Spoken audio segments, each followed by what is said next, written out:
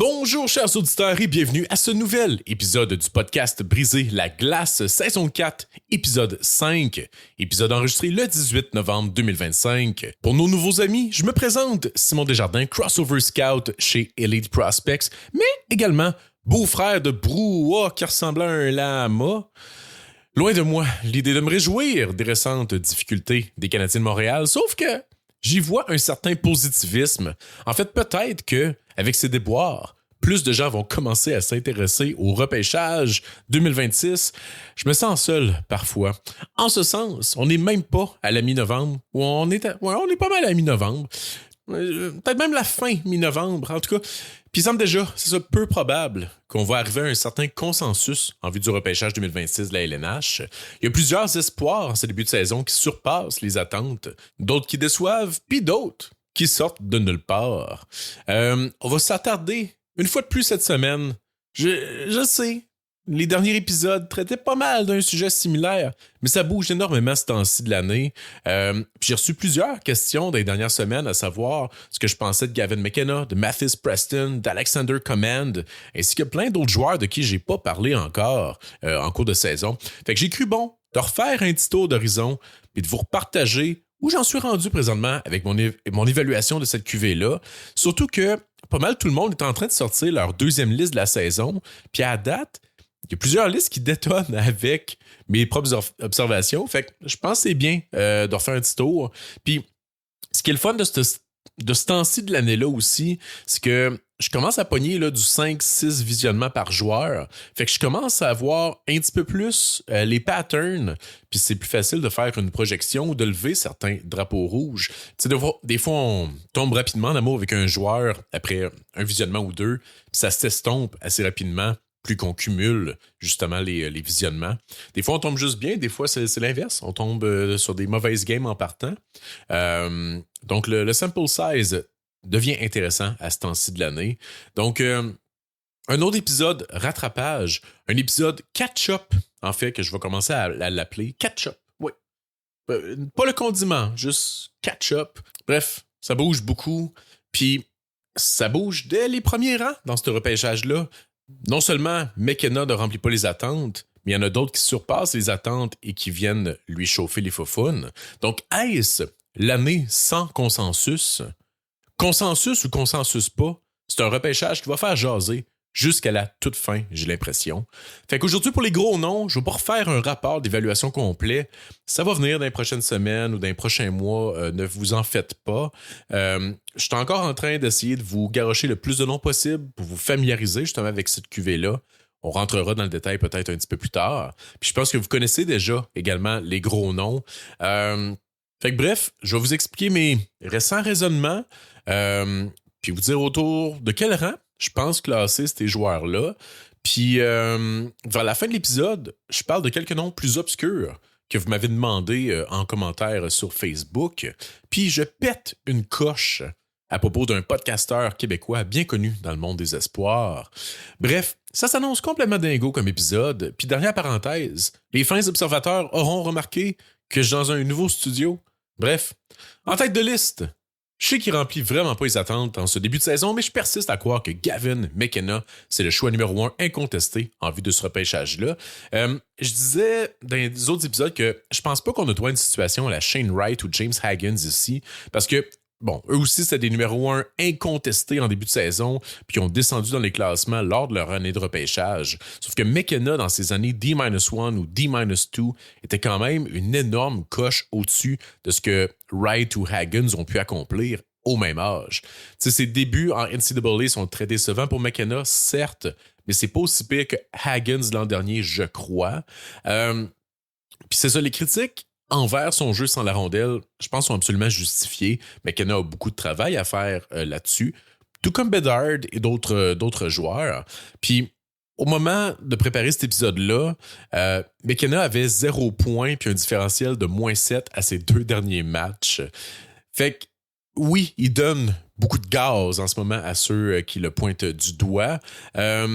C'est pas une stat que je regarde généralement, le différentiel, sauf que -7 à ses 2 derniers matchs, c'est quand même très alarmant, on va se le dire. Ceci étant dit, Mon collègue chez Elite Prospects, Mitch Brown, publiait la semaine dernière un article vraiment intéressant sur Gavin McKenna, justement. Il a tracké des games manuellement afin d'essayer de mettre en contexte ses contre-performances il y a. Une des choses qui en est sortie, c'est que même si McKenna ne produit pas au niveau attendu en termes de points, il performe quand même à un rythme historique dans une catégorie fort intéressante, les Expected Primary Assists. Vous connaissez probablement les Expected Goals, stats avancées qui permettent d'estimer le nombre de buts qu'un joueur devrait générer selon les chances qu'il a obtenues en cours d'une partie. Les Expected Primary Assists, c'est le même concept, mais avec les chances qu'ils ont générées pour leur coéquipier, autrement dit, donc les passes qui auraient dû mener à des buts, à des assists primaires, bref. Fait que McKenna produit un expected primary assist par 60 minutes à 55 supérieur à Fantilli et Celebrini combinés lors de leur année de repêchage. C'est quand même pas rien. Autre stat qui sautait aux yeux dans l'article de Mitch Brown, c'est son Even Strength on Ice Fenwick Shooting Percentage. Beaucoup de mots, mais c'est le pourcentage de réussite de son trio combiné à 5 contre 5. Fait que McKenna, au moment d'écrire l'article, n'était pas dans le top 1000 de la NCAA. Fait que ça veut dire que si on prend ces deux stats-là ensemble, puis qu'on fait une analyse de ça, McKenna génère des occasions de marquer de qualité à un rythme historique pour un joueur de cet âge-là, sauf que sa ligne, son trio, est nul à chier pour compléter les jeux. Évidemment, on ne peut pas juste se fier aux stats avancées pour justifier ses performances, là. La réalité, c'est que présentement, il ne passe pas le test de l'œil non plus, malheureusement. Puis, c'est difficile avec ses coéquipiers qui ont souvent peine à se donner en option de passe ou à compléter les jeux que McKenna, les jeux de McKenna, dans le fond. Puis il y a quelques épisodes de ça, je parlais d'une erreur qu'on fait souvent, qui est celle de focusser simplement sur le résultat d'un jeu et non sur les idées, sur les habitudes ou encore ce que les autres joueurs, adverses ou coéquipiers font sur ce jeu-là qui mène au résultat, dans le fond. Je pense qu'il y a beaucoup de ça ici, tu sais. Autrement dit, McKenna, il a des bonnes idées, il essaye des bons jeux, mais s'il n'y a pas d'option de passe, c'est tough pour lui d'en inventer, tu sais. Fait que, présentement, je suis encore d'avis que c'est le numéro 1 incontesté. Je resterais patient personnellement avant de le dropper 3, 4 ou 5e comme qu'on a vu à certains endroits. En ce moment, il montre peut-être pas que c'est le futur Connor McDavid, mais je pense qu'il y a un talent élite indéniable quand même. Peut-être que mon explication vous laisse perplexe. C'est comme l'autre week-end... J'étais au Salon du Livre, puis j'ai croisé Ghislain Dufresne des Chickenswell et Crampe en masse. Il faisait la promotion de ses livres interactifs pour enfants. Ghislain Dufresne, là, il est rendu éditeur de livres. Puis je me disais, comment expliquer à quelqu'un qui n'a pas grandi dans la culture québécoise des années 2000 que cet homme qui faisait des charmantes démonstrations à des familles est également la personne qui a créé la chanson « Crève mon sale ». Bref, je sens que mon explication de McKenna est un peu comme expliquer cela à quelqu'un. Bref, si on voulait dropper Gavin McKenna hors du premier rang, ça serait qui les candidats pour le déloger, en gros? Les gros noms qu'on entend souvent, c'est Keaton Verhoff, le défenseur droitier two-way de 6 pieds 4 qui a connu un fort début de saison à NCAA. Il y a aussi Ethan Belchetz, ailier de puissance de 6 pieds 5, qui doit commencer fortement à être considéré, je crois.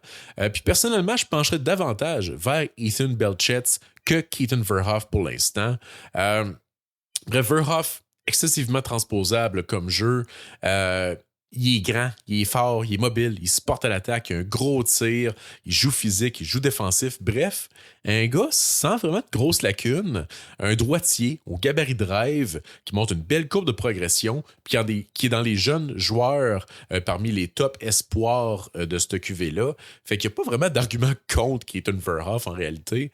Je pense qu'il peut devenir un défenseur de première paire, utilisé pas mal à toutes les sauces, qui va pouvoir jouer un bon 25 minutes par match. Sauf que là où j'ai une certaine hésitation à le monter devant Belchetz et conséquemment devant McKenna, c'est j'ai aucun doute en fait qu'il va être un défenseur très important. C'est juste que je pense que son plafond de points va peut-être être plus autour du 50 à 60 points. je continue de croire à la comparaison avec Aaron Ekblad, mais je pense que c'est peut-être le plafond. Peut-être qu'on a droit ici à un Owen Powers, qui est quand même pas plate. Puis je pense qu'au final, il va quand même sortir top 3. Il mérite d'être là. C'est un joueur très complet qui va avoir une belle carrière dans la LNH, qui va être excessivement utile à l'équipe qui va le repêcher. Est-ce un défenseur numéro 1 élite, futur Norris? C'est là que je suis pas convaincu. C'est là que je trouve ça difficile peut-être de le classer devant Gavin McKenna. Mais à suivre, la saison est encore jeune. Pas si jeune, mais quand même jeune encore. Il y a beaucoup de hockey qui s'en vient. Hockey de série, et ça, et ça. Petite observation toutefois, que je vous en parle parce que je sais que vous êtes des... Si vous êtes là, en fait, c'est que vous êtes des geeks d'espoir. Des petites affaires à garder à l'œil dans le cas de Keaton Verhoff. Puis ressorti dans plusieurs de mes visionnements, c'est sa stabilité sur patin lors d'arrêt et de changement de direction. Je donne un exemple. Je l'ai vu plus qu'une fois, mettons, il y a un ailier qui arrive à l'aile qui cut back devant Verhoff. Verhoff va vraiment avoir de la misère à suivre le mouvement de l'ailier. Même genre de constat un peu des fois dans son mouvement latéral à la ligne bleue. Des petites pertes d'équilibre ici et là. Peut-être un edge work un petit peu à progresser, à améliorer, on va dire. Fait que bref, je nitpick, mais des petites affaires peut-être à garder à l'œil dans le cas de Keaton Verhoff, mais vraiment rien pour s'inquiéter, ni rien pour le dropper, je crois. C'est un gars qui mérite d'être top 4 assurément et qui va sortir là sans aucune hésitation. Sinon, Ethan Belchetz, comme je disais, serait mon choix si j'avais à déloger McKenna. Le gros ailier est souvent comparé à Eric Lindros et Rick Nash. Puis il est vraiment un bon début de saison. Puis au moment de préparer cet épisode-là, Belchetz est au 9e rang des pointeurs de toute la OHL. Puis il apporte tout ce qu'on veut, non seulement d'un allié de puissance, mais d'un attaquant élite en réalité. Tu sais, je parlais dans les premiers épisodes qui me faisaient penser à un plus gros Porter Martone, plus robuste également. Un peu comme Martone, Belchetz combine grandeur, agilité, main magique, vision exceptionnelle, puis un tir puissant. Puis il contribue de plein de manières possibles. Sauf que si on compare Martone et Belchetz ensemble, il y a un gros facteur qu'il faut garder en tête, c'est que Belchetz n'est pas un late contrairement à Martone. Fait qu'il faudrait normalement comparer ce que fait Belchetz maintenant avec peut-être ce que faisait Martone à son année D-1, tu sais. Puis si c'est le cas, ben Belchetz projette vraiment plus haut que Martone. Puis vous savez, j'étais un gros, vous savez peut-être pas, là, mais j'étais un gros partisan de Martone la saison dernière. Ça a été un de mes favoris toute la saison. Puis, fait que c'est ça. Fait que si Belchetz projette pour être meilleur, pour moi, ça serait possiblement le cas, le gars qui a le meilleur cas, en fait, pour dépasser McKenna.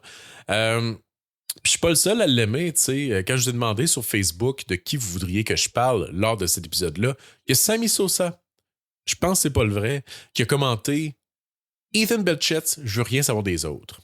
Quand même. Donc, Belchetz a quand même du support de la part de bien des gens et avec raison. Sauf que bottom line, McKenna, c'est encore le premier pour moi. On va voir, peut-être ça va changer d'ici quelques mois, mais je lui donne encore le bénéfice du bout. Puis, je dirais toutefois que, même si McKenna est encore premier, peut-être qu'on a ici un tiers de 3 joueurs, McKenna, Belchetz et Verhoff. 3 joueurs exceptionnels. En fait, il y a un talent offensif exceptionnel en McKenna, puis il y a 2 jeunes monstres excessivement transposables. Fait que je vois un gros Big 3 en ce moment. Puis c'est ça. Je pense que la plupart des prochains classements qui vont sortir dans les prochaines semaines, prochains mois, vont avoir possiblement ces 3 joueurs en tête de liste. Puis comme Kurt Russell, dans son classique de 1996, il faudra prendre une décision au sommet.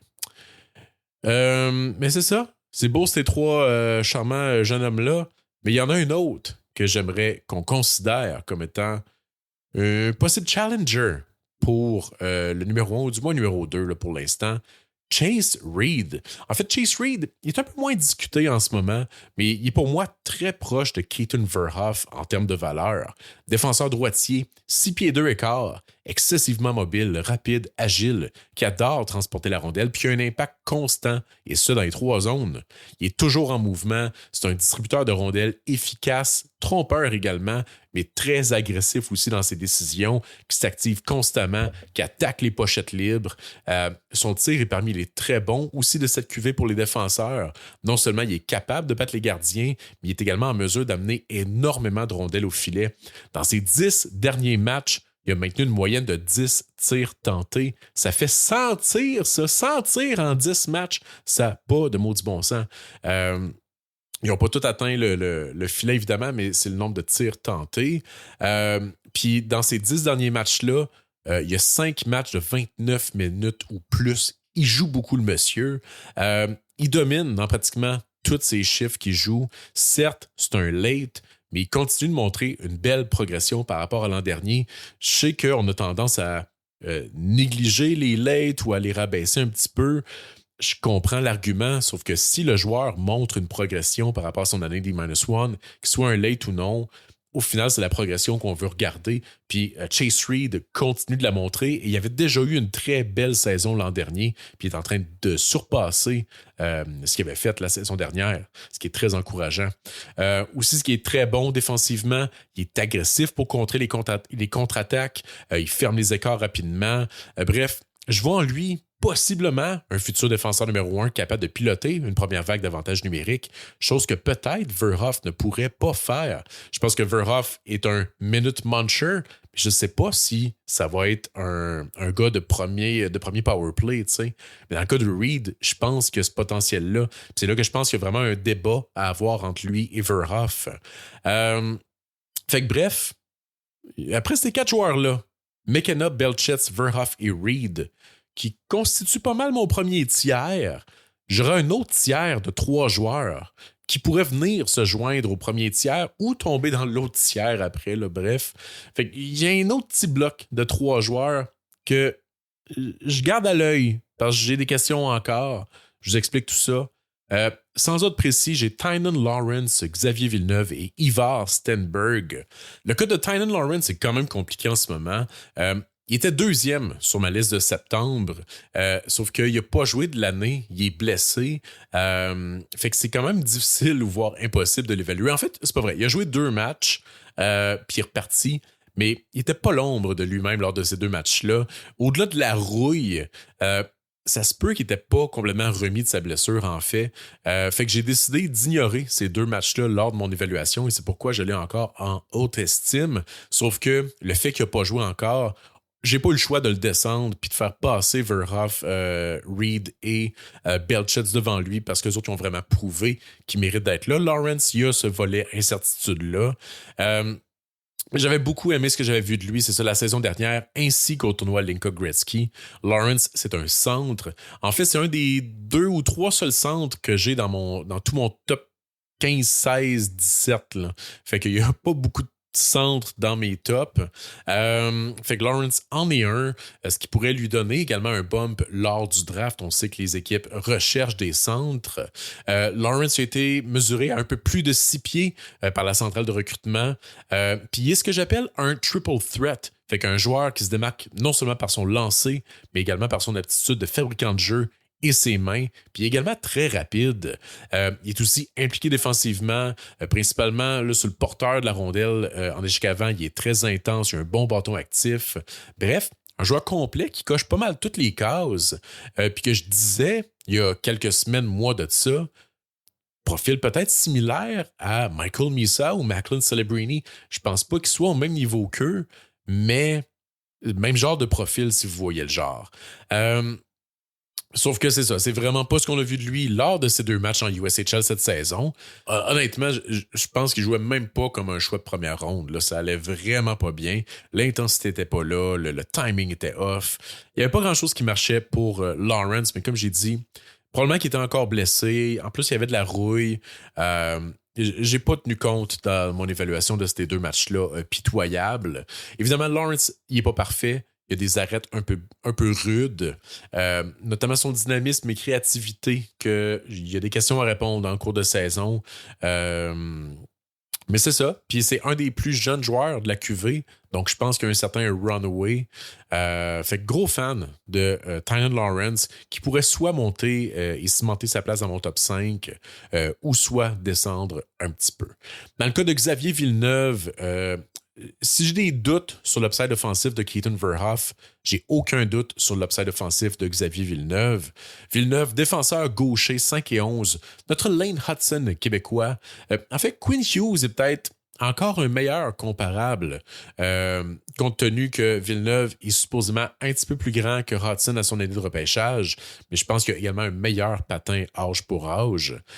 Sinon, on retrouve en Villeneuve le même genre de feinte puis une manipulation à la ligne bleue. C'est un gars qui transporte la rondelle, qui s'active, qui est agressif, qui est très déceptive dans ses passes, fait que il fait beaucoup des no-look passes ou des passes que personne ne voit venir. Sauf que, un peu comme Hudson, Hughes et compagnie, défensivement, c'est quand même plus difficile dans le cas de Xavier Villeneuve. Puis ces profils-là ont tendance à glisser lors du repêchage, on le sait. Ça se peut qu'il y ait une équipe qui prenne la chance avec lui aussitôt que le 5, 6, 7e rang.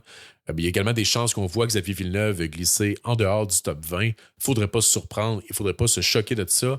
C'est ça que la LNH fait malheureusement. Mais je m'attends à voir Villeneuve, en fait, percer plusieurs top 3 sur les listes publiques d'ici la fin de la saison. Surtout, en fait, si Blainville-Boisbriand se rend en Coupe Memorial, ce qui serait très plausible également. Ça va lui donner beaucoup d'exposure. Sauf que c'est ça. Le gabarit demeure le point d'interrogation dans le cas de Xavier Villeneuve, mais il n'y a aucun doute sur son talent. Puis sinon, l'autre que je ne sais pas trop encore quoi faire avec lui, c'est Ivar Stenberg, pour qui je ne suis pas convaincu encore de l'upside totalement. J'en parlais dans l'épisode précédent dans lequel j'avais une catégorie des joueurs. Ah, il est bon, mais je pense que c'est moi le problème parce que je tombe pas en amour avec. Je respecte énormément son grand sens du jeu, sa maturité, sa vitesse. En fait, il a probablement le meilleur sens du jeu de tout le repêchage. Puis il pourrait très bien se ramasser 3, 4e juste pour ça. Sauf que présentement, je l'ai plus autour du 7e rang pour le classement à venir. Je sais pas. Il me fait encore trop penser à un meilleur Consta Helenius. Très bon joueur, très mature, très transposable. Mais un joueur qui a de la misère parfois à prendre l'intérieur. Puis j'ai encore des questions sur c'est quoi le plafond réel de points en réalité. Est-ce que c'est plus un gars de milieu d'alignement ou c'est vraiment un gars de premier trio? À voir.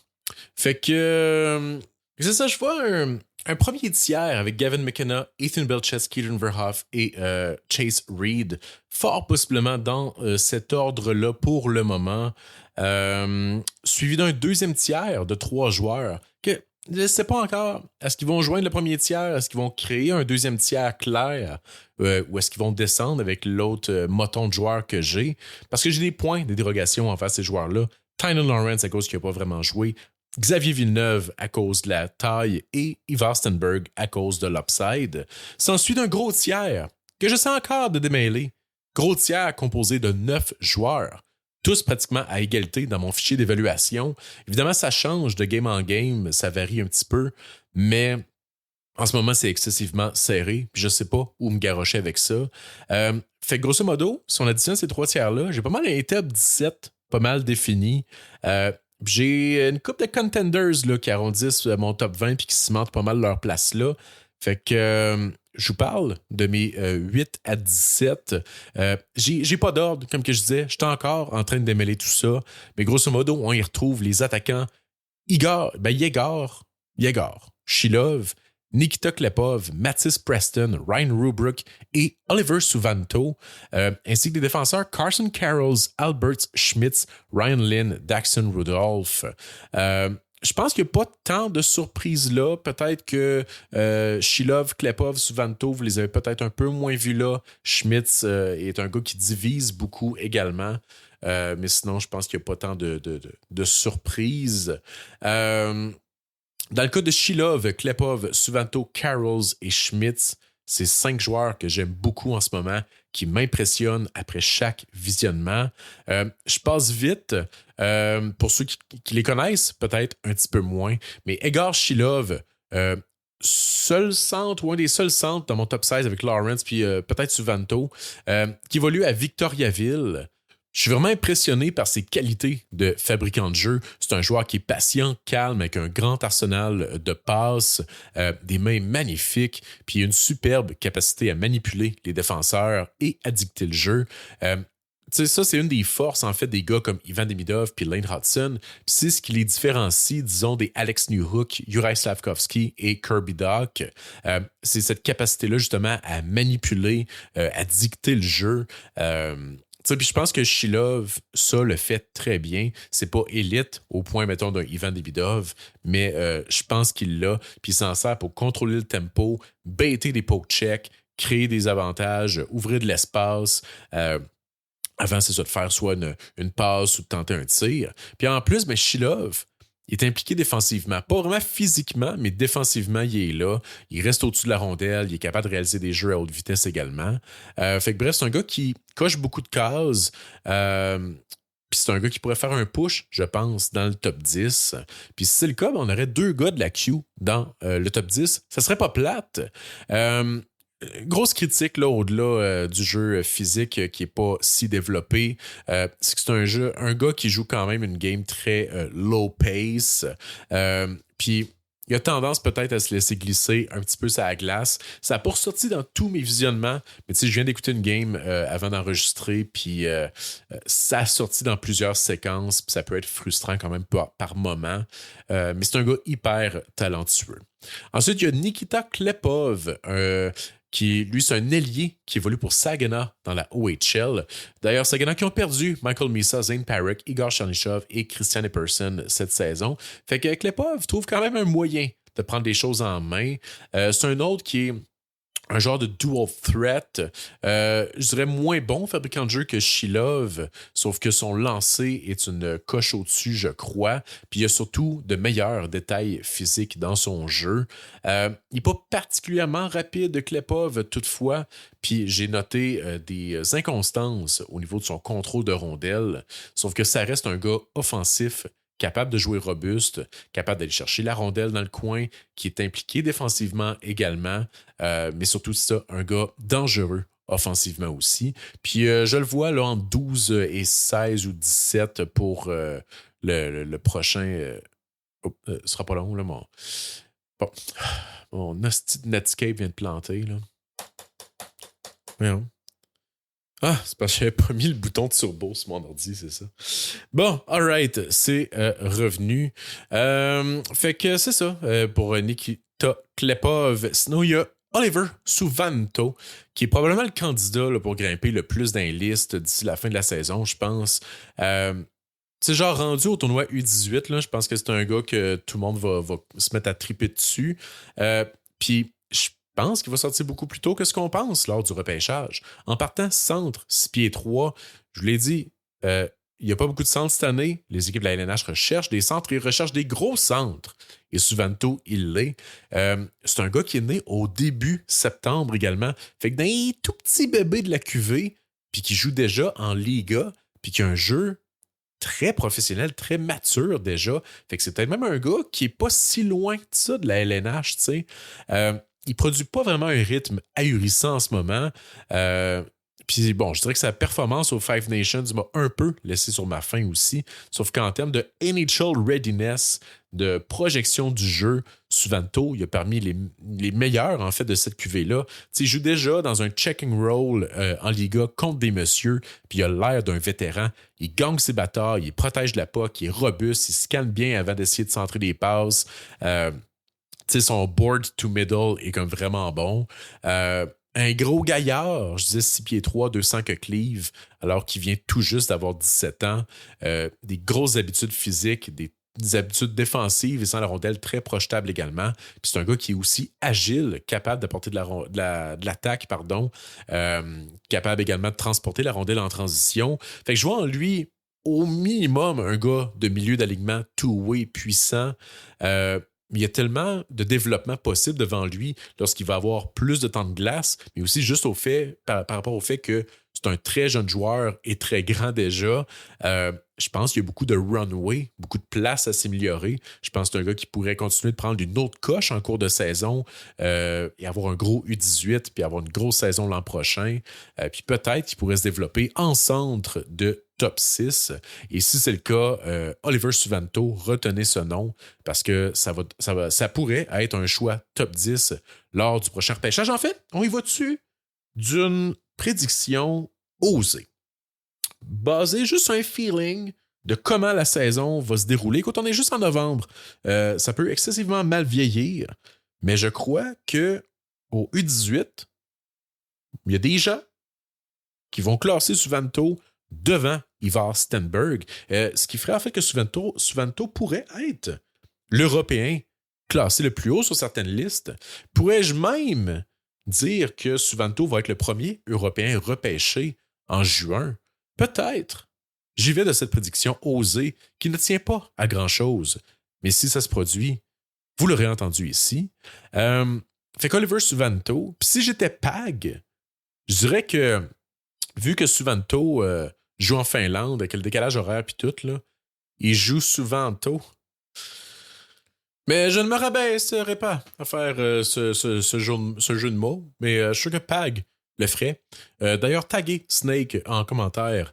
Je suis sûr que ça va lui faire plaisir d'entendre ce calembour. Sinon, le gros Albert Schmitz, probablement un des joueurs qui a fait le plus couler d'encre cette saison. J'en ai déjà parlé, je sais, mais j'y reviens. Défenseur letton, gaucher, 6 pieds 3, qui est tout simplement incroyable en Liga en ce moment. Au moment de préparer l'épisode, il y a 11 points en 26 rencontres. Je réitère, c'est un défenseur en Liga. C'est présentement la meilleure moyenne de points par match pour un défenseur à son année d'admissibilité au repêchage depuis la saison 81-82. C'est pas plate. Il est quand même loin devant son plus proche poursuivant récent, qui était Ville Enola. Bon, ça n'a pas donné grand-chose, mais il y avait quand même un gros hype autour de Enola lors de son année de draft. Puis tu sais, il y a déjà plus de points que Miro Escanen, mais en 16 matchs de moins. Fait que c'est quand même pas plate. Évidemment, je sais pas, Escanen, ça ressemblait à quoi son temps de glace moyen, parce que Schmitz joue quand même beaucoup de minutes. Il a même du temps sur l'avantage numérique, fait que c'est certain que ça aide. Mais n'empêche que il produit à exactement le même rythme que deux attaquants élites à leur année de draft, Mikko Rantanen et Kotkaniemi, un rythme supérieur à Slav Ao Tervainen, etc., etc. Fait que on a beau dire qu'il joue un petit peu plus de minutes, ça reste que c'est un défenseur, puis il produit plus que des gars repêchés dans le top 10, t'sais. Fait que bref, Schmitz, transporteur de rondelles hors pair, toujours en mouvement, excessivement créatif, qui n'hésite pas à s'activer en fond de zone offensive, qui n'hésite pas à feinter les joueurs adverses puis à les défier. Il y a également un excellent lancer, puis je pense que c'est un volet sous-estimé de son jeu. C'est un gars qui feinte beaucoup. Toutefois, son contrôle de rondelle est questionnable, mais c'est ça, il essaie beaucoup de feintes, beaucoup de tourniquets également. Autre chose qui est questionnable, c'est évidemment son sens du jeu. C'est un gars très mobile, très athlétique, mais avec une prise de décision parfois douteuse, particulièrement dans sa propre zone. En zone offensive, c'est tellement chaotique. Je sais pas si c'est du mauvais hockey sense ou du génie ce qu'il fait. Mais c'est ça, j'ai d'ailleurs mentionné dans un rapport que j'ai publié sur le site d'Elite Prospects que il n'a pas trop l'air de toujours avoir un plan et de trop penser à l'avance. Il improvise, il bâtit l'avion en plein vol, pour citer notre charmant premier ministre. Sauf que ça se termine souvent en crash, son affaire. Ceci étant dit, il y a peu de défenseurs qui sont capables de faire ce qu'il fait, surtout à son âge, surtout en Liga, surtout à son gabarit. Fait que, il me fait penser, là, je pense que je l'ai déjà dit, mais à Artem Levchunov, Sam Dickinson, des gars très mobiles qui se portent énormément à l'attaque, mais un peu nono ses bords. Même genre de force, même genre de faiblesse. S'il avait été droitier, ça reste que c'est un gaucher, mais s'il était droitier, comme mettons Levchunov, Probablement que je le moquerais dans le top 5 en ce moment, mais c'est ça. Il est à quelque part là, entre 8 et 12, là, probablement. Probablement qu'il va faire mon top 10, en réalité, Albert Schmitz. Moi, personnellement, je l'aime beaucoup. Je suis quand même un believer de ce genre de profil-là. Ensuite, il y a Carson Carrolls, qui, quant à lui, défenseur gaucher de 6 pieds 2, évoluant en WHL, qui était vu en début de saison comme étant possiblement un des meilleurs, sinon le meilleur défenseur défensif parmi les espoirs de première ronde. Carrolls continue de bien faire dans cet aspect-là du jeu. C'est un défenseur qui est excessivement difficile à affronter, qui est robuste, qui est agressif. Mais c'est là que la magie opère, parce que cette saison, cette agressivité-là qu'il y a dans sa zone défensive se transpose également dans son jeu offensif. Il se permet beaucoup plus de supporter l'attaque que ce qu'il faisait. Il tire beaucoup, puis il a vraiment un bon lancer également. Puis il se permet de sauter dans les contre-attaques, de s'activer en zone offensive, etc., etc. Parfois, il est peut-être un peu trop agressif, trop rapide sur le gun, sauf que personnellement, j'encourage ça. Junior, c'est fait pour explorer, tester les limites. Tu sais, j'ai déjà dit... faut pas confondre sens du jeu et prise de décision. C'est correct qu'un jeune fasse des erreurs. Puis je préfère un joueur qui en donne trop puis qu'on tone down rendu au prochain niveau plutôt que d'essayer de pousser dans le cul un joueur pour qu'il explore un petit peu plus ses limites. Fait qu'il explore beaucoup en ce moment Carson Carrolls, mais j'aime ça puis j'encourage ça. Je suis pas convaincu que c'est assez transposable pour le projeter comme étant un défenseur numéro 1. Mais tu sais, ça peut devenir un défenseur de top 4 isolateur avec une certaine offensive par moment. Fait que c'est ça. Je préfère qu'il pousse la machine plutôt que qu'il se contente de jouer défensif puis de pas faire d'erreur. Parce que s'il fait ça, il va juste tanker sa valeur plus que se porter à l'attaque et de faire des erreurs. Parlant de tanker sa valeur, si les 5 joueurs de qui je viens de parler, donc les Shilov, Klepov, Suvanto, Schmitz et Carrolls, ont surpassé mes attentes, c'est pas le cas malheureusement pour Lynn, Rudolph, Preston et Rue Brook, pour qui c'est plus difficile quand même ces temps-ci. On se fera pas de cachette ici. C'est 4 joueurs qui me déçoivent quand même beaucoup. Je veux pas revenir sur Ryan Rue Brook. Je l'ai déjà blasté dans un autre épisode. Snake en a parlé également cette semaine. Mais pour moi, c'est ça. Rue Brook, en ce moment, je l'ai autour du 15e rang, là, en toute transparence. Puis je me retiens de le baisser davantage juste parce que j'ai vu de quoi qu'il est capable quand il s'enlève les doigts du cul. C'est un gars très talentueux, c'est juste qu'il veut pas. Puis tu dois quand même respecter le talent et le gabarit, je crois, à un certain moment. Fait que je pense que 15, c'est le bon range pour Rue Brook, mais il doit vraiment care un petit peu plus et se donner un petit peu plus. Petite image, je trouve que même la grand-mère dans le sommet de Dante avait plus de jambes que lui. T'sais. Fait que bref, oublions Rue Brook pour aujourd'hui. Je vais vous parler des 3 autres qui me déçoivent. Ils me déçoivent moins que Rue Brook, mais ils me déçoivent quand même.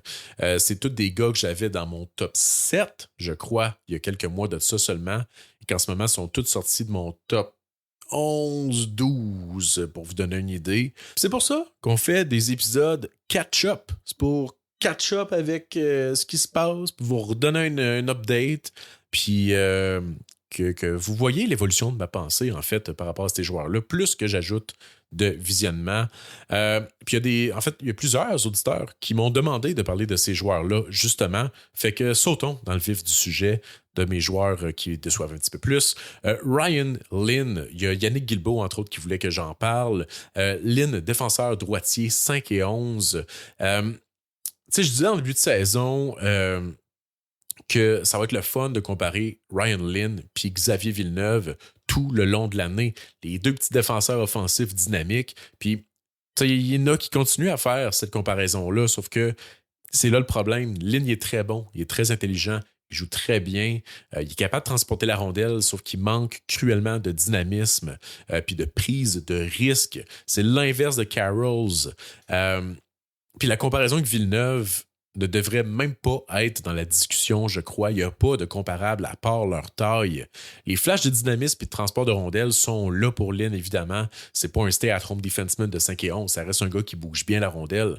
Sauf que plus souvent qu'autrement, j'ai l'impression que ses transports de rondelles ou son jeu offensif est étouffé par un désir de jouer un match sans erreur.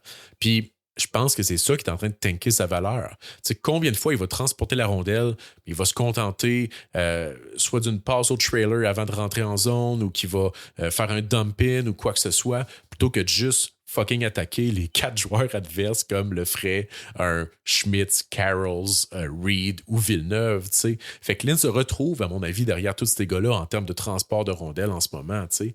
Puis à 5 et 11, on veut le voir dominer offensivement, on veut le voir s'exprimer offensivement parce que la seule chance qu'il va avoir d'avoir un gros rôle dominant dans la LNH, c'est s'il est capable d'apporter de l'offensive. Si on veut un défenseur défensif, on va aller pogner un gars de 6 pieds 2 ou plus. T'sais. Fait qu'un gars de 5 et 11 solide défensivement, ça vaut pas grand-chose le jour du draft. Puis il pourrait sortir en dehors de la première ronde s'il améliore pas justement ça. Fait que je voudrais en voir plus à 5 contre 5. Évidemment, sur le power play, il est là. Il apporte de quoi. Puis ses flashs là, sont brillants. Il y a quand même des flashs, mais les flashs sont pas suffisamment fréquents. Un peu comme Cameron Reed l'an dernier, qui était un peu le même genre de profil. Puis c'est plate parce que dans mes games D-1 que j'avais de Ryan Lynn, donc mes games l'an passé, il y avait beaucoup plus de flash dynamique, je trouvais. Peut-être que je suis juste tombé sur d'excellentes games, de là l'importance du sample size, mais à date, dans toutes les games que j'ai écoutées cette année de lui, je suis demeuré sur mon appétit. Il avait bien paru au Linka, mais je pense que c'est le défenseur qui avait eu le moins de problèmes lors du Linka pour Team Canada. Fait que c'est peut-être pour ça qu'il avait été mis en évidence. Mais en ce moment, je ne suis pas nécessairement satisfait. Je l'ai autour là, du 10, 11, 12e rang. J'ai encore espoir que ça débloque. J'y retiens à l'est là, pour pas qu'il glisse trop. Sauf que... il doit se laisser aller un petit peu plus, je pense, montrer plus de dynamisme. Sinon, il pourrait être sujet à glisser davantage. Ensuite, Daxon Rudolph, qui est un peu dans la même situation, mais lui, c'est un peu moins surprenant. En fait, c'est plate parce que je voyais Rudolph pour pousser mon top 5 en début d'année. Je pense que je l'avais le 6-7e là, en début de saison. J'étais comme, il est plus proche du top 5 que du top 10, tu sais. Je persiste à croire que Rudolph, c'est un des très bons défenseurs défensifs du draft, possiblement un des meilleurs, sinon le meilleur, pour contrer le rush. Il y a certains flashs offensifs, mais eux aussi doivent être plus fréquents. Contrairement à Ryan Lynn, dont il vient d'être question, Daxon Rudolph, il a un meilleur gabarit toutefois. Fait qu'il y a cette B-game-là que Lynn n'a peut-être pas. Puis il n'y a pas cette pression-là d'être un dynamo offensif que Lynn a. Sauf que j'aimerais quand même le voir supporter l'attaque un peu plus souvent, comme Carson Carrolls le fait. Contrôler un peu plus le jeu en zone offensive également. Afin de le voir, c'est davantage dans une projection de top 4, peut-être, et non simplement comme un défenseur 4-5-6, là, de plus défensif qu'offensif. Là. Je veux voir ce volet-là two-way un petit peu plus dans le cas de Daxon Rudolph. Puis défensivement, j'aimerais voir plus de hargne aussi, parce qu'au-delà de l'attaque, le jeu défensif me laisse également un petit peu sur ma faim en ce moment. Je l'ai trouvé parfois nonchalant sur certaines séquences, puis ça commence à me déranger. Il est solide, mais nonchalant. Difficile à expliquer. Mais lui aussi, je l'ai encore 11 ou 12e sur mon board. Mais ça pourrait être un candidat à glisser un petit peu plus si son jeu défensif n'est pas un niveau élite et s'il ne monte pas justement un petit peu plus d'attaque. Mais je pense que c'est un gars excessivement transposable qu'on va voir jouer dans la LNH, j'en suis convaincu. Sauf qu'en ce moment, le manque de dynamisme fait que c'est difficile de ne pas placer des Albert Schmitz et Carson Carrolls devant lui. Puis le dernier joueur, mais non le moindre, parmi les joueurs qui me déçoivent un petit peu ces temps-ci, c'est Mattis Preston. Joueur d'ailleurs que Alex Cossette voulait que je vous parle. Preston, ben, il en a impressionné plusieurs lors du Linka Gretzky cet été. C'est un petit attaquant dynamique, très créatif, une machine à créer des occasions de marquer. Un gars très évasif également qui cut back là, à tout bout de champ. Également capable de marquer, c'est pas un gars qui a un vilain lancé non plus, sauf que présentement, la production ne vient simplement pas. C'est très difficile à 5 contre 5, puis même des fois, sur le powerplay, je le trouve étouffé un petit peu. Sa production va mieux depuis quelques matchs, mais il y a eu un énorme passage à vide. Il y a eu une séquence de 1 point en 6 matchs. Définitivement pas suffisant pour un joueur qui aspirait à être un choix top 10, surtout considérant qu'il y a des grosses minutes de jeu puis l'occasion de produire. Il est présentement sous le point par match dans la WHL. Encore une fois, je parlais de Lynn qui doit être bon offensivement à cause qu'il fait en bas de 6 pieds. C'est un peu ça pour Preston aussi. C'est un ailier en bas de 6 pieds qui a de la misère à produire offensivement. En ce moment, si le repêchage avait lieu cette semaine, je suis même pas sûr qu'il sortira en première ronde. Il y a énormément de potentiel, mais je pense qu'il y a énormément de drapeaux rouges. La saison est encore jeune, il peut se rattraper, il pourrait avoir une énorme fin de saison et recimenter sa place dans le top 15, top 10. On a déjà vu plusieurs personnes le sortir de leur top 20. C'est un des joueurs que j'ai honnêtement aucune idée d'où c'est qu'on va le classer chez Elite Prospects dans les prochaines semaines. Pour ma part, il est probablement encore entre 13 et 16 dans ce coin-là. Mais on va commencer, c'est ça, à le voir de plus en plus loin, je pense, sur les listes publiques, à moins d'un changement drastique de comment que ça va cette saison-ci. Parce que ça va pas bien, comme que je disais. Fait que c'est ça, ça me donne un genre des top 17. Donc, je réitère, un premier tiers avec McKenna, Verhoff, Belchitz, Reed. Possiblement un tiers avec Lawrence, Stenberg, Villeneuve. Après ça, j'ai 9 joueurs que je dois démêler. Il y a 4 défenseurs là-dedans. Carson Carrolls, Alberts, Schmitz, Ryan Lynn et Daxon Rudolph. Puis il y a les attaquants Nikita Klepov, Yegor Shilov, Mattis Preston, Ryan Rubrook et Oliver Suvanto. Puis c'est ça. Selon si Suvanto fait mon top 15 ou non, probablement qu'il va le faire. Là, en fait, là, en ce moment, je le préfère à d'autres gars. Mais mettons qu'il ne fait pas mon top 15, là, j'aurais juste 2 centres dans tout mon top 15. Mais en contrepartie, j'aurais 2 gars de la LHJMQ dans possiblement mon top 12. Total de 7 défenseurs dans mon top 15, peut-être même dans mon top 13. Donc quand même defense heavy. Aucun joueur du NTDP là-dedans. En fait, c'est une équipe du NTDP qui est possiblement pire que l'an dernier. Puis j'y reviens, mais je pense que je vais classer personne dans mon top 30, peut-être même top 40. À voir. Fait que c'est ça. Donc, mon top 17, ça ressemble à ça. Reste encore beaucoup de démêlage. Reste encore beaucoup de visionnement à faire, évidemment. C'est un work in progress. Mais il y a des gars qui poussent pour joindre ce tiers-là. T'sais, entre 18 et 25, là, j'ai plusieurs noms en ce moment qui pourraient faire un push pour le tiers supérieur. Des gars, entre autres, comme Caleb Malhotra, centre two-way, pas tant de plafond offensif, mais un gars déjà très mature et quand même assez jeune également pour la QV. C'est un gars comme Brooks Rogowski, un centre format géant de 6 pieds 7 avec quand même des bonnes mitaines. Ou sinon, Oscar Hemming, que j'avais adoré l'an dernier, puis lors du Linka, sauf qu'il n'a pas joué un foutu match, puis il est dans une sorte d'impasse. En ce moment, c'est pas clair où c'est qu'il va jouer. Mais il y a un autre nom dans mon range 18 à 20 en ce moment, qui honnêtement pourrait très bien faire le jump à 13 ou 14 dans les prochaines semaines si je me tanne de des gars comme Mattis Preston puis Ryan Rubrook. Je parle ici de Alexander Command. Patrick Pelletier voulait justement que je vous en parle. Puis Command, c'est le gros oublié de l'épisode passé dans lequel je parlais de plusieurs joueurs sous-estimés. En fait, c'est fou parce que c'est un gars sur qui j'étais déjà super high. Puis je me suis rendu compte après la publication de l'épisode que j'avais complètement oublié ce gars-là. Je l'avais mentionné dans les commentaires que je m'excusais pour ça puis j'allais vous en reparler. Fait qu'on fait ça là. C'est un gars que j'aime énormément puis je pense que c'est une question de temps avant qu'on ne parle de lui dans les top 15, pas mal partout. Une nouvelle noix dans le trail mix, comme qu'on dit. Bref, Alexander Command, centre suédois 6 pieds 1, excessivement excitant à voir jouer, mais également transposable. Je parlais de l'importance d'un joueur à être capable de dicter le jeu, de manipuler les joueurs adverses, de créer de l'espace. Puis c'est exactement ce que Alexander Command excelle à faire. Certes, il joue en J20 en ce moment en Suède, mais il est vraiment trop bon pour ce niveau-là. Il attire les défenseurs, il crée des délais, il feinte, il complète des passes à haute complexité. Il y a également des beaux flashs de jeu à haute vitesse, sinon des jeux transposables comme des give and go puis tout. Il y a quelques flashs de robustesse également, mais surtout un incroyable jeu défensif aussi, un très bon jeu sans la rondelle. Il est impliqué, il est premier ses rondelles, il gagne la position, il vole des pucks par en arrière. Bref, c'est un des joueurs que j'aime le plus regarder cette saison. Un joueur excessivement complet, mais aussi électrisant. Puis, sans faire de comparaison, en fait, c'est un peu comme Jarowski l'an dernier, que je pouvais binge-watch. Alexander Command, c'est un peu ça. Je me réjouis toujours à chaque fois que j'ai à aller le regarder. Puis ça, c'est bon signe, tu sais. Puis même, il joue en U20, niveau qui est pas toujours le fun à checker, mais il est quand même un délice à regarder.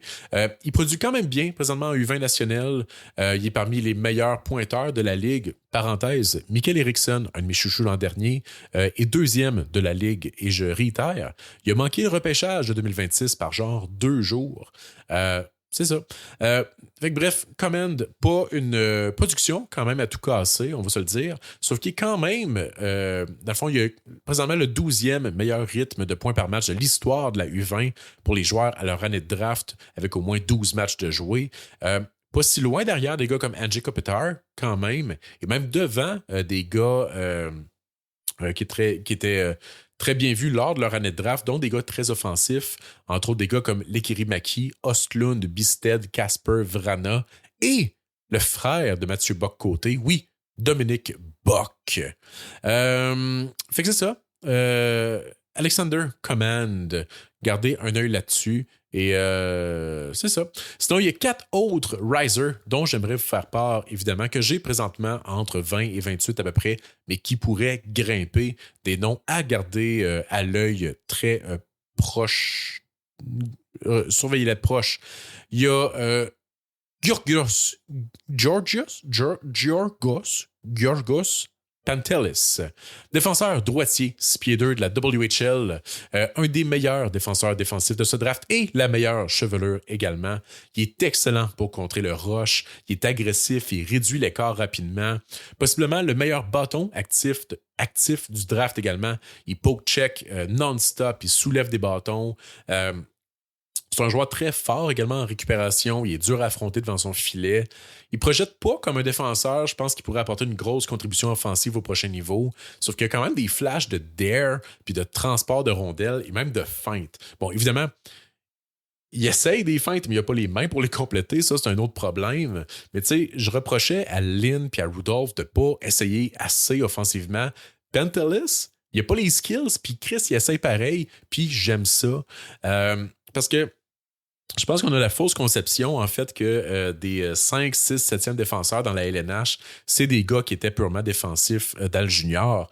Mais non, souvent, c'est des gars, justement, comme Carson Carrolls ou Pantelis qui essayent d'apporter de l'attaque. Ben, Carroll, c'est quand même très bon offensivement. Là.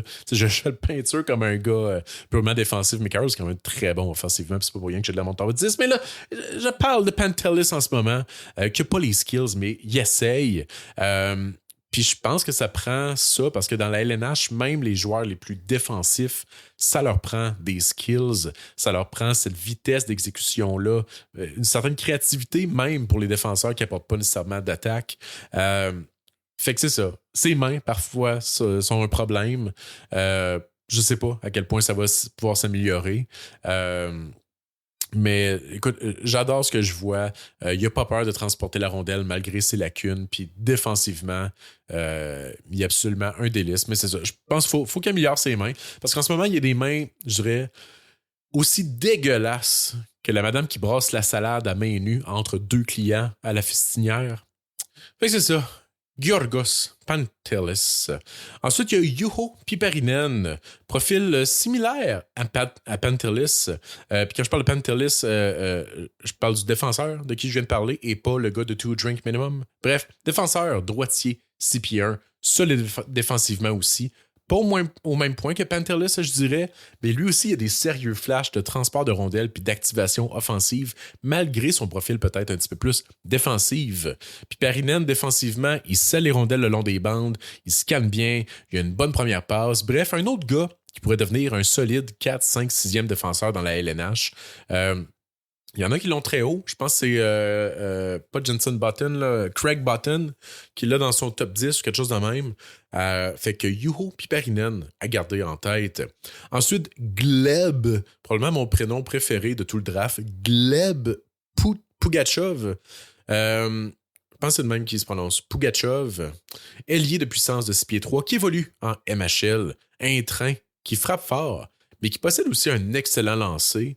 C'est un gars généralement peu raffiné, je dirais, mais tout de même là, projetable dans un rôle de support. Il a toutefois joué une game au centre, puis ça a permis de voir que c'est pas juste un gars nord-sud qui aime plaquer.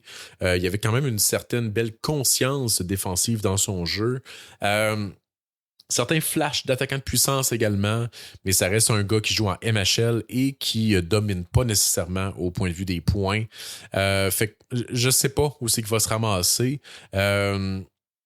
S'il joue en KHL, peut-être, ça pourrait être le Igor Chernyshov de cette année. Mais bref, à voir. Je ne crois pas en fait qu'il y a les détails du jeu de Chernyshov, mais ouais, gros bonhomme qui plaque un bon shot. Vous voyez le genre. Ensuite, l'autre, je ne sais pas encore, c'est un mix bag, en fait, les visionnements que j'ai eu de lui, mais c'est Landon Nix. Je l'ai en fin de première ronde, mais il est sur un siège éjectable, mais je vous explique la situation. Défenseur gaucher, 6 pieds 2, patine comme le vent, gros lancer également. Mais présentement, il n'est pas dans un scénario favorable. Certes, il est pour l'Université du Massachusetts, mais il joue comme 5-6e défenseur avec pas vraiment de chance de monter dans le line-up parce que c'est tous des vétérans de la NCAA qu'il y a devant lui. Il joue en moyenne 10 minutes par match, pas tant de temps de jeu, je pense, sur le power play. Fait que bref, le sens du jeu est questionnable dans plusieurs de mes visionnements, mais il y a des beaux attributs physiques, un beau patin, un beau shot. Mais il faut que je vois plus de minutes, en fait, pour vraiment avoir un assessment clair. Tu sais, c'est quand même dur pour un joueur de performer quand il joue moins de 10 minutes par match, là. Fait que... sauf que là, j'ai vu, il vient de sortir un match de 17 minutes contre Boston College. Là, fait que là, de l'autre côté, il joue quand même contre une bonne équipe, là. Mais bref, je vais l'écouter, cette game-là. Ça pourrait être le point tranchant à savoir si je le monte autour de 25 ou s'il sort de ma première ronde. Fait que Landon Nix. Autre chose aussi qui est peut-être alarmant, c'est que tu sais, je dis que son sens du jeu est questionnable, mais c'est un gars qui est c'est un late quand même assez vieux aussi. Fait que c'est quand même un petit drapeau rouge, mais j'aime beaucoup sa mobilité. Ensuite, il y a plusieurs noms qu'on voit dans la majorité des top 32 publics, mais qui sont ni dans mon top 32, puis je pense qu'ils sont pas en première ronde non plus lors du draft. Je veux pas revenir sur tous ces joueurs-là nécessairement. Là. Je pense en avoir parlé là, dans l'épisode précédent. Là. Je sais, je fais encore un épisode catch-up, je le répète. Mais tu sais, c'est ça. Je suis pas fan de Elton Hermanson, de Marcus Nordmark, Adam Novotny et de Lars Steiner. 4 gros noms qui sont dans à peu près... du moins dans le cas de Nordmark, Hermanson et Novotny, sont dans à peu près toutes les top 32. Ils vont faire mon top 50, mais sont présentement là, entre 32 et 45 peut-être. Là. Fait que c'est ça. Il y a Novotny, toutefois, je dois dire que mon dernier visionnement a quand même été encourageant. Amené beaucoup de rondelles au filet. C'est un gars qui est très, très physique, mais je vois pas l'upside offensif, mais pas du tout. Puis c'est ça. Puis je continue d'en vouloir plus, également défensivement et physiquement, pour le projeter davantage dans un rôle de bottom six. Fait que je sais pas. Un peu similaire à ça, il y a Oliver Murnix, que j'apprécie le jeu défensif, j'apprécie le shot, mais je le vois pas tant que ça. Puis il est quand même plus loin, moi, sur ma liste, malheureusement. Puis dans le cas de Murnix, c'est plate, là, mais je pense qu'on l'a en haute estime à cause de sa brillante performance au tournoi U20 la saison dernière. Mais je suis pas convaincu qu'on en parlerait si c'était pas de ce tournoi-là. Puis encore moins s'il évoluait pas dans la Q. T'sais. Si c'était un gars tout simplement qui évolue en J20 puis qui avait pas joué au U20, je pense pas qu'on en parlerait d'Oliver Murnix. Casey Mutrin également du NTDP que je dois retourner voir, mais pour l'instant, il m'a pas impressionné puis il est pas dans ma première ronde. À part être gros, Il n'a pas fait grand-chose dans mes visionnements. Sauf qu'il n'y a personne du NTDP qui fait quoi, en fait, cette saison. Fait que c'est quand même un contexte difficile. Fait qu'il faut que je retourne voir Casey Mutrin, mais en ce moment, ça pourrait être le gars le plus haut sur ma liste du NTDP avec Luke Scherer. J'avais Isaac Schrader en tête, mais non, Luke Scherer, qui est le défenseur là, du NTDP. C'est les deux candidats là, pour être les joueurs que je vais classer le plus haut, mais je pense que Scherer va être vers ma fin de première ronde, là, juste parce que je crois en la projection, le grand défenseur de 6 pieds 3 mobile, droitier. Mais c'est un projet qui requiert de l'imagination en ce moment parce que j'aime vraiment pas ce que je vois dans la zone défensive. Puis l'offensive n'est pas vraiment là non plus en ce moment. Fait que c'est ça. Mais il y en a un. Si j'ai espoir pour Mutrin puis Scherer, il y en a un que j'aime vraiment pas puis qui descend à chaque foutu visionnement. C'est Colin Fitzgerald. Je pense que c'est mon plus gros dropper en ce moment. Puis c'est plate parce que je l'avais aimé au Linka. Je m'attendais à ce qu'il soit un first rounder cette année. Mais j'ai de la misère à le mettre même dans mon top 50 en ce moment. Puis je le trouve excessivement frustrant à voir jouer. C'est un joueur qui a un excellent lancer, mais rien d'élite. Mais qui a un gros problème d'implication. Dans un rapport récent que j'ai publié sur Elite Prospects, je disais qu'il a l'air d'un gars qui a callé shotgun à ses chums. C'est juste un passager sur sa ligne. Il y a le gabarit, il y a certains flashs physiques.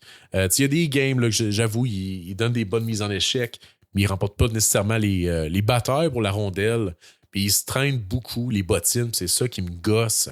Il regarde souvent le jeu se dérouler devant lui. Je l'ai vu laisser des joueurs carrément passer à côté de lui en zone neutre.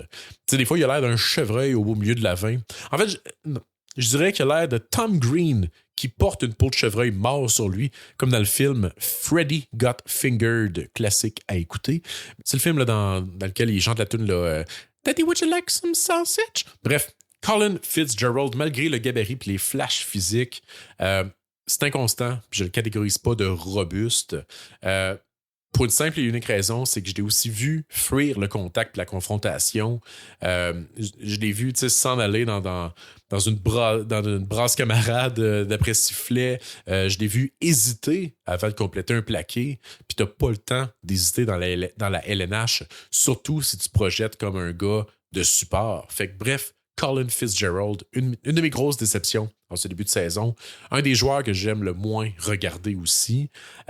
En fait, il est aussi agréable à regarder qu'un petit moton blanc qui s'acharne à coller sa lèvre inférieure d'un interlocuteur. Il y a JB Hurlbert aussi, que je ne sais pas quoi faire avec lui. Il est divertissant à voir jouer, mais j'ai encore des gros doutes par rapport à la transposabilité de son jeu, considérant que beaucoup de ses points sont pas particulièrement projectables. C'est un style très junior. Faut que je retourne le voir. Ça fait quand même quelques semaines que je ne l'ai pas vu. Sa production a ralenti, mais apparemment que son jeu d'ensemble s'est amélioré, ce qui pourrait, en fait, bizarrement, aider à sa projection. Fait que, tu sais, ça reste que c'est un gars qui a un désavantage physique. Il y a une lacune au niveau de son patin. C'est un gars qui est souvent désengagé défensivement également. Spectaculaire, mais quand même beaucoup de drapeaux rouges. Fait qu'on s'en reparle. Un autre gars sur qui j'ai refroidi, puis ça, je suis surpris d'avoir refroidi parce que c'est un gars que j'aimais beaucoup, puis c'est le genre de joueur que j'aime. C'est Niklas Aram Olsen. Dans mes 2 derniers visionnements de cette semaine, il y avait un manque flagrant de créativité puis des grosses lacunes dans son maniement de rondelle, chose que j'avais pas vue dans mes visionnements précédents. Aussi, je l'ai trouvé un peu trop trigger happy. Fait que il lançait sans regarder s'il y avait peut-être une meilleure option que de lancer des tirs de faible qualité. Fait que peut-être un manque de vision, peut-être un manque de vitesse d'analyse également ou de sens du jeu. Fait qu'il y a quand même certains drapeaux rouges à ce niveau-là. Mais il y a le shot, il y a le jeu physique, puis il y a une agilité aussi qui est très intéressante. Sauf que si je m'attendais à le classer entre 18 et 22, en ce moment, il serait plus dans ma fin de première ronde. Donc, parce que surtout, j'ai un gros bloc de défenseurs dans ce range-là qui risque de passer devant. Mais ça reste à voir. J'aime les gros bonhommes avec des skills puis de la robustesse. Ils pourraient bounce back puis remonter, mais j'ai quand même été déçu de mes 2 derniers visionnements. Il y a aussi Viggo Bjork, que peut-être se demande où c'est que je l'ai, parce que j'en ai pas parlé. Il est présentement plus entre 20 et 25 sur ma liste. J'ai aimé ce que j'ai vu dans mes derniers visionnements. Ce qui a arrêté sa chute, en fait, parce que sinon, il aurait été plus loin que ça. Son patin s'est grandement amélioré. Puis son moteur aussi. En fait, c'est ce que j'ai vraiment apprécié de mes derniers visionnements. En fait, même dans mon dernier rapport que j'ai publié sur Elite Prospects, j'ai dit qu'il m'avait fait penser, ce game-là. C'est bizarre de dire ça parce que j'aurais jamais dit ça il y a quelques semaines de ça. Il m'avait fait penser, ce game-là, à un Brendan Gallagher, mais plus talentueux, juste par son chien et sa manière de se garrocher partout. Fait que c'est quand même intéressant comme profil, mais ça reste un petit allié. Je pense qu'il continue sur cette voie-là, de montrer qu'il a amélioré son patin, de montrer qu'il y a de la hargne du chien, mais également des skills offensifs, qui n'est pas juste un grinder petit gabarit, je pense qu'il pourrait conserver sa place en première ronde. Parce que le moteur, pour les petits joueurs, c'est excessivement important. Un petit joueur qui n'a pas de moteur et d'intensité, c'est limite no draft. Mais dans son cas, je pense que ça pourrait vraiment le changer en tant que joueur. Puis s'il n'apporte pas ça de manière constante, il pourrait glisser dans ma liste. Puis je m'attends à le voir glisser également lors du repêchage, simplement à cause du gabarit. Puis possiblement dû au fait que c'est plus un ailier qu'un centre également. Fait que ça fait quand même beaucoup de choses à son désavantage. Puis Bjork, très bon, très productif l'an dernier, mais je pense pas qu'il a un talent nécessairement élite offensivement non plus. Parlant de petits gabarits, je vous parle d'un de mes gros coups de cœur restants. Kasper Justovara Karlsson. Pas pour la première ronde, évidemment. Probablement même pas pour mon top 64. Mais le genre de gars sur qui je swingerais en fin de repêchage, malgré sa très petite taille, plus petit que Bjork encore. Il risque en fait d'avoir une mention honorable en dehors de mon prochain top 64, simplement parce que c'est un des joueurs avec le moteur le plus dans le tapis de ce repêchage-là. Il est intense, il est impliqué, mais il n'a pas froid aux yeux également. C'est un entourloupetteur, mais de petite taille. Puis il joue en SHL, me semble, fait que il fait ça contre des messieurs. J'adore voir ça. Fait qu'avec tous ces atouts-là, je pense que la taille devient un petit peu moins un facteur. Un peu comme je disais pour Bjork. Évidemment, jamais assez pour le voir en première ronde, peut-être même pas en deuxième ronde. Mais late, moi, c'est un gars sur qui je prendrais absolument une swing. Kasper Justovara Karlsson. Fait que c'est ça. Pour conclure, en fait, je vais y aller avec un dernier segment. Je suis allé voir les joueurs que vous m'avez demandé d'aller voir. Puis là, c'est là que je me permets de péter une coche contre un chouchou du public. Martin Marty Thériault qui me fait chier. En fait, Martin, il est juste trop bon. Puis ça gosse. En fait, Martin, là, toutes les non-bâtards que vous m'avez donnés, là, Martin il aurait répondu à vos questions instantanément, puis il aurait parlé pendant 30 minutes sur chacun de ces joueurs-là obscurs, que pour la plupart sont projetés milieu, fin de draft, ou même no fucking draft. Martin, il les connaît tous, ces gars-là. Puis là, ça me gosse parce qu'il a fallu que je fasse mes devoirs. Parce qu'il y en a quelques-uns, il y en a là-dedans que, évidemment, j'avais mes notes, je les avais vues plusieurs fois, mais il y en a là-dedans que j'avais aucune idée de qui vous me parliez. Ça m'a pris des heures et des heures de préparation parce qu'il a fallu que j'aille voir ces fucking joueurs-là par rapport. Fait que merci Martin d'être aussi bon puis de mettre la barre trop haute pour les autres. Tu me fais travailler en double. Non, sans blague, j'aime beaucoup Martin, mais c'est vrai que si vous aviez posé exactement ces questions-là à Martin, il vous aurait répondu très facilement. Surtout des questions de la Q, en fait, que j'écoute pas la Q, à part des visionnements isolés de certains gars. Puis il n'y a pas tant de gars qui projettent top 64 cette année, fait que j'ai pas tant écouté la Q encore. Fait que je vais faire ça très vite. Je réitère, c'est quand même mon 3e épisode rattrapage, là, ou épisode catch-up, c'est vrai, comme que je dis. Mais c'est le dernier. C'est mon last catch-up. Fait que je vais accélérer. Je suis désolé. cette blague-là, c'est la seule raison pour laquelle je parle d'épisode catch-up depuis tantôt. Puis je suis pas fier de moi. Bref, les questions du public. Alex Gagnon qui demandait, en plus de Egor Shilov, je me suis déstabilisé moi-même. Alex voulait que je parle des 2 autres draft eligibles qu'il y a à Victoriaville, Vlasov et Korneyev. Puis il voulait également savoir Ilya Morozov et Adam Valentini en NCAA. Donc, contrairement à Marky Thériault, je connais très peu ou pas du tout Vlasov et Korneyev, malheureusement. En ce moment, quand j'écoute Victo, j'écoute que Shilov parce que je suis encore en train de démêler ma première ronde puis je suis pas présentement en train de checker tant la profondeur de la queue, mais sont sur la watch list. Je vais les checker de manière isolée éventuellement. Mais tu sais, c'est ça. Il faut mettre en contexte, je fais que des visionnements vidéo, que des visionnements isolés et je focus sur un seul joueur à la fois. C'est la manière, moi, que je préfère travailler là, afin de vraiment regarder les moindres faits et gestes de ces joueurs-là. Fait que, je suis conscient que Vlasov va jouer avec Shilov à peu près toute la saison. Là. Je veux dire, je l'ai vu passer, mais je n'ai pas porté attention à ce qu'il faisait. Mais j'ai écouté une game avant d'enregistrer, puis j'ai essayé de porter un petit peu plus attention à Vlasov ce coup-ci.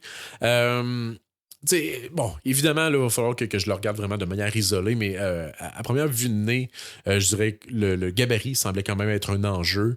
Il n'a pas semblé non plus être en mesure de dicter puis de contrôler le jeu comme, mettons, Shilov était capable de le faire. Puis c'est sûr qu'en écoutant les deux en même temps puis en les comparant side by side, Shilov est vraiment une grosse coche au-dessus par rapport à Vlasov. Vlasov m'a semblé être un excellent joueur junior, mais je sais pas. Il va falloir que je le regarde le plus en détail pour voir si son style de jeu va être transposable. Ça demeure un petit joueur qui n'a pas nécessairement les attributs élites ni les attributs physiques. Ça ne m'a pas paru comme étant un gars qui va être capable de driver le jeu au prochain niveau. J'ai des questions également sur son patin. Il se déplace quand même bien sur la patinoire, mais il a l'air d'avoir de très courtes enjambées et des poussées non optimales. Fait que je suis pas convaincu, je suis pas sûr que c'est ma tasse de thé. Là. Il a l'air d'avoir un très bon shot, bon niveau d'engagement. Je pense que ça pourrait le sauver, mais ça reste qu'un petit joueur qui n'a pas nécessairement d'aptitude, qui, à première vue, là, je réitère, c'est juste un premier visionnement, ne m'a pas semblé élite ou transposable dans un top 6 dans la LNH.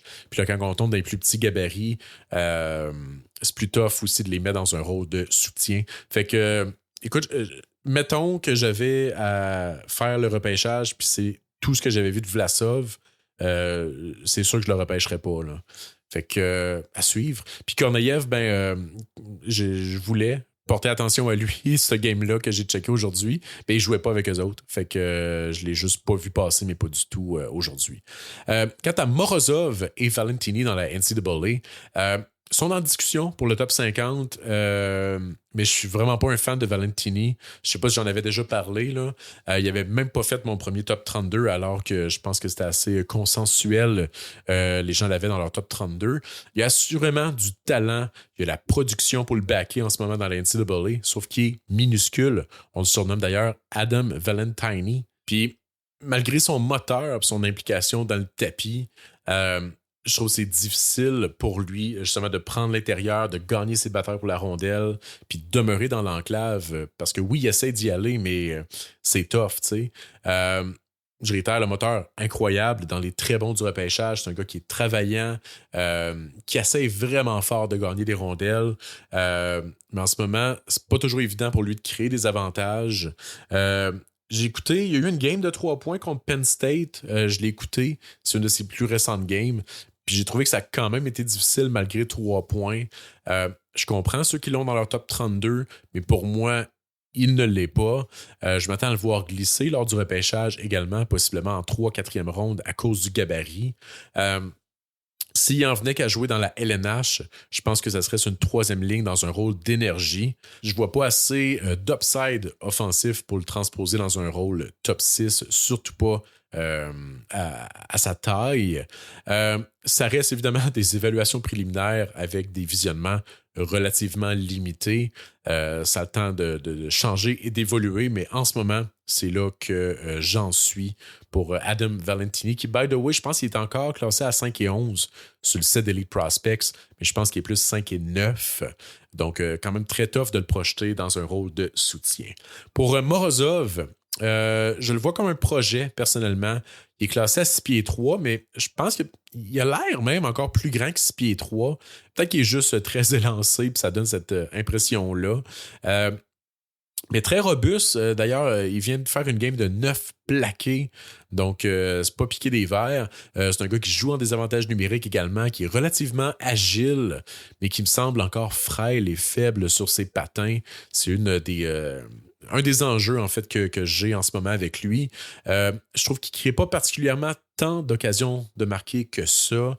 C'est sûr, il ne joue pas pour une grosse université, puis il affronte pas des grosses universités aussi, fait que c'est quand même un niveau de jeu parfois fucked up. Puis, tu sais, même s'il joue là, sur le désavantage numérique, là, je l'ai vu un petit peu mélangé dans ses assignations défensives par moment. Ceci étant dit, Morozov, il y a des outils très transposable, plus qu'un Valentini. Mais je le vois peut-être plus dans un rôle de soutien qu'un rôle offensif. Mais c'est ça, si les flashs offensifs deviennent plus constants et plus transposables, je pense qu'il pourrait devenir un solide choix de première ronde. En ce moment, je l'ai, là, je pense, tout début deuxième là, dans ce coin-là pour Ilya Morozov. Ensuite, il y a Greg dans Succession qui demande qu'est-ce que je pense de Vilo Vanhatalo et de Simas Ignatavicius. Pour Vanhatalo, j'ai pas été impressionné par son Five Nations. C'est un gars que j'avais relativement aimé quand même au Linka, mais que je voulais en voir plus. Puis ce plus-là, il me l'a pas donné aux Five Nations. Mais il y a clairement des attributs intéressants quand même pour la LNH. Il est gros, il est robuste, il a un gros shot. Sauf que je parlais un peu de Aram Olsen plus tôt. Lui aussi, je l'ai trouvé un peu trop Tunnel Vision et Trigger Happy. Il lance dès qu'il a l'occasion, mais des fois, c'est pas ça le jeu à faire. Il est présentement un peu prévisible. En fait, je dirais qu'il est aussi prévisible que, tu sais, quand tu écoutes un épisode de Haut-Parloir, tu le sais que tu vas entendre la phrase « on va en revenir » plutôt que la phrase « on va y revenir ». Puis ça donne place à des phrases succulentes du genre « ouais, l'assassinat de ton père après 8 ans d'abus physiques et psychologiques, on va en revenir ». Ça me fait toujours sourire dans ces moments tristes. Je pense, en fait, que Van Hatalo aurait intérêt à jouer dans la CHL l'an prochain. Il n'y a pas de mauvaise vitesse compte tenu surtout de son gabarit, mais j'ai pas aimé son jeu de pied. Des fois, il s'enfarge dans ses propres patins.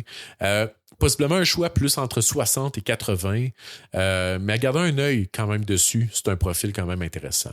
Pour Ignatavicius ou Ignate Vicious, que je l'appelle, joueur lituanien qui évolue contre les messieurs en Suisse.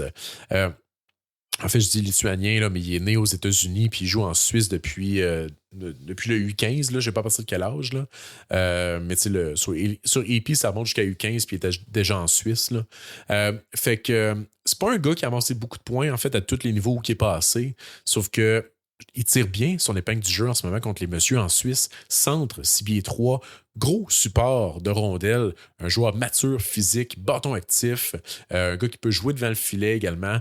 Bref, pas un gros upside offensif à première vue, mais je pense qu'un jeu très transposable comme joueur de soutien.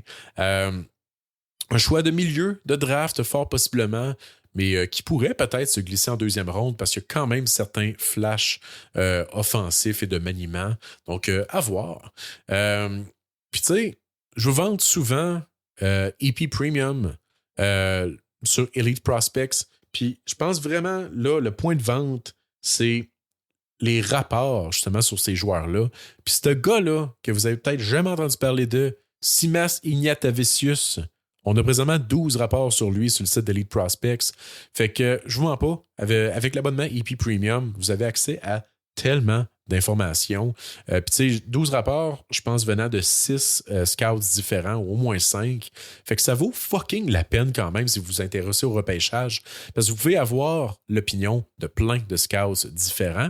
Puis 30% de rabais, BLG30 sur votre abonnement annuel.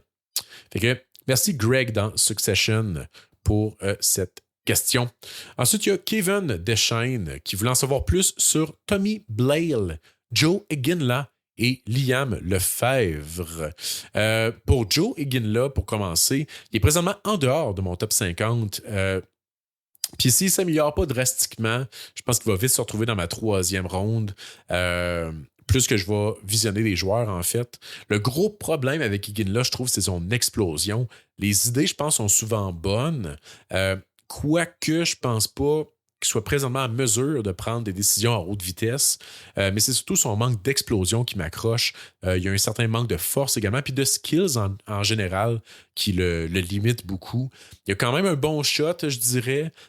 Certaines habitudes de jeu physique, mais il n'est pas capable de compléter les jeux qu'il voit, je crois. Il y a des flashs positifs qui sont encourageants toutefois. C'est un des jeunes joueurs de la QV aussi, fait qu'on va quand même garder ça en tête.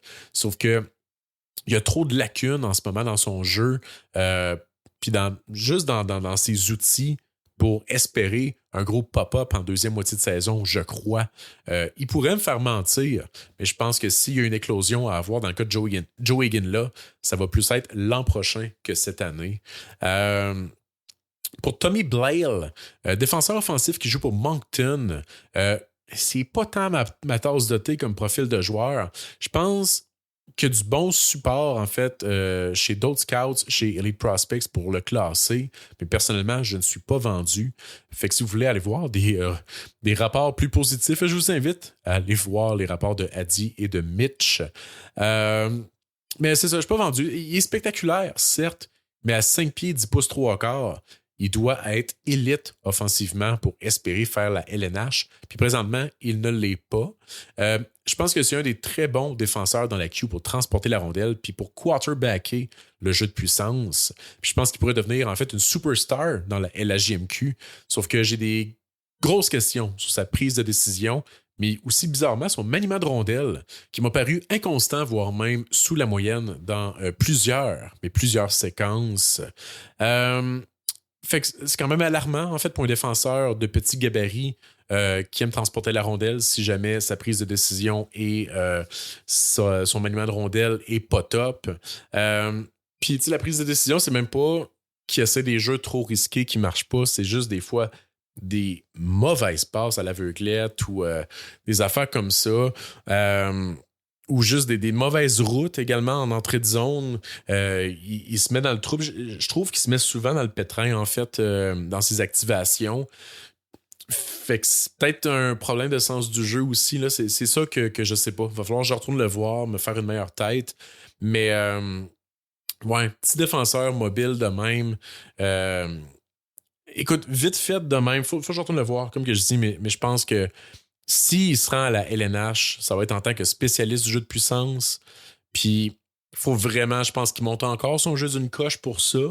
Mais je suis même pas sûr qu'il va se faire repêcher. T'sais, on sait que la Ligue est très réticente à repêcher des défenseurs en bas de 6 pieds. À 5 et 10, 3 quarts, c'est plus tough. Est-ce qu'il est parmi les bons puck movers que j'ai visionnés cette année? Oui, absolument. Sauf que c'est ça. La LNH a peur des petits défenseurs. À sa défense, j'ai aimé certains flashs défensifs aussi. Évidemment, il n'y a pas la force physique pour rivaliser contre les plus gros attaquants ou des messieurs. Mais il y a des flashs physiques, il y a des bons flashs en fait pour soutirer la rondelle aux attaquants adverses. Fait qu'il y a quand même ça d'encourageant dans son cas. Je m'attends de le voir classé dans plusieurs 2e, 3e rondes quand même. Peut-être chez EP aussi, à voir. Je sais que, me semble, Adi, il l'aimait. Je ne veux pas parler pour lui, là, mais j'ai lu quelques-uns de ses rapports et ça avait l'air quand même très positif. Mais personnellement, moi, il est plus loin à cause du profil. Quant à Liam Lefebvre, je ne l'ai pas écouté, en fait. Je voulais aller l'écouter, mais je me suis rendu compte que c'est un overager. Fait que, ouais, j'ai pas vraiment scouté les overagers encore cette année. Mais si je vais voir une game à Rimouski, ça va me faire plaisir d'y jeter un coup d'œil. Sinon, c'est ça. Mais t'es pas le seul, en fait, à m'avoir parlé de Joe Higgin-là. Il y a aussi le gars des annonces de pastilles Windsor System Saver 2 qui voulait que j'en parle. De Joe, pas de Tige Higgin-là. Parce que Tige est meilleur. Puis mon père m'a dit que ça me prend le vrai. Bref. Merci Kevin pour ta question. Ensuite, Alex Cossette qui voulait que je parle de Matisse Preston que j'ai déjà couvert, mais également de son coéquipier à Matisse, Chase Harrington, mais aussi de Cooper Williams et de Maddox Dagenet. Ça fait beaucoup de monde, mais je vais passer vite, vous allez voir. Chase Harrington, comme je disais, coéquipier de Matisse Preston à Spokane. Si la production est difficile présentement pour Preston, c'est pas mal la même chose pour Harrington. Sauf que Harrington a un jeu très facilement transposable à la LNH à cause de son jeu sans la rondelle, particulièrement le long des bandes.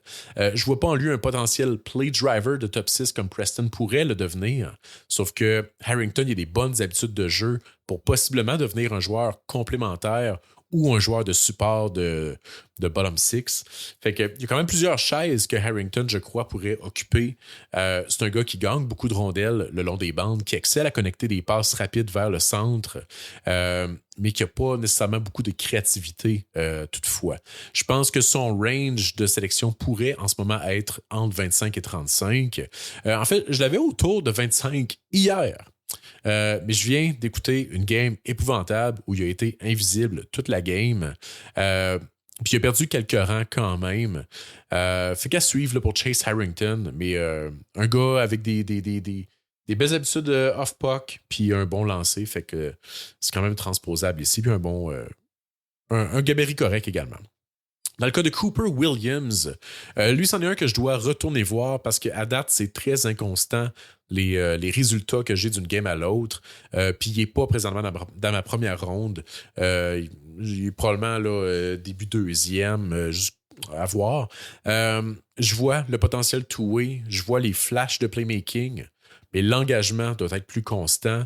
Je ne suis pas convaincu que le niveau de skills suffisamment élevé pour jouer dans un rôle offensif. À part quelques flashs, comme que je disais. Williams, je trouve à date que c'est le genre de gars qui peut s'effacer une bonne partie de la game, mais avoir 2-3 solides flashs qui disent que ça mérite d'être un gars classé autour de 20. Surtout en contre-attaque. J'ai trouvé que c'est un bon créateur en contre-attaque. Mais ouais, je vais le revoir. J'ai vraiment pas un diagnostic complet dans son cas. C'est très inconstant, mais visuellement à date. Sinon, Maddox Dagenet, ça fait un bout que je ne l'ai pas vu, Maddox. Il faut vraiment que je retourne le voir, mais je vais voir les remparts live cette semaine. Fait qu'on s'en reparle après ça. Yannick Guilbeault, pour conclure, qui voulait que je parle de Ryan Lynn, chose que j'ai faite, puis qui voulait aussi que je parle de Mikey Birdchild et Nikita Ovtcharov. Pour Birdchild, je dois accumuler plus de visionnement lui aussi, mais je procrastine ça parce que je déteste regarder le NTDP cette année. Ils sont pourris. Fait puis tu sais, ça reste un petit attaquant dynamique rapide, souvent contraint de jouer en périphérie. Fait qu'en ce moment, j'ai pas tant d'incitatif à retourner le voir parce qu'il fera pas mon top 50. Son apport est présentement inconstant. Fait que moi, c'est pas ma tasse de thé. Mais à voir. Je vais retourner le voir, là, mais c'est comme Mooney l'an passé. Là, je reconnais son talent, mais je suis pas fan de ce profil de joueur-là. Dans le cas de Ovtcharov, on s'en reparle, lui aussi, après mon visionnement live des Remparts cette semaine. D'ailleurs, la chicane qui va être live au match des Remparts vendredi. Rendez-vous à ne pas manquer. Que je vais manquer, mais manquez-le pas. En tout cas. Puis, je vais profiter de ce visionnement-là des Remparts également pour voir en personne Charlie Morrison, qui est à ne pas confondre en fait avec Charlie, l'ami de Julie Pierre dans la boîte à lunch. Bref, Morrison, gros défenseur, qui revient d'une blessure puis qui devrait monter sur les listes. À mon avis, le meilleur espoir des Remparts cette saison et un joueur très sous-estimé dans la LHMQ, qui a un potentiel en fait de sortir en première ronde. Fait que c'est tout pour cet épisode. Un autre échec monumental de rentrer l'épisode en dedans de 60 minutes. Mais j'espère que ça vous a plu, cet épisode catch-up. On se revoit très bientôt pour un autre épisode du podcast Briser la glace. Merci.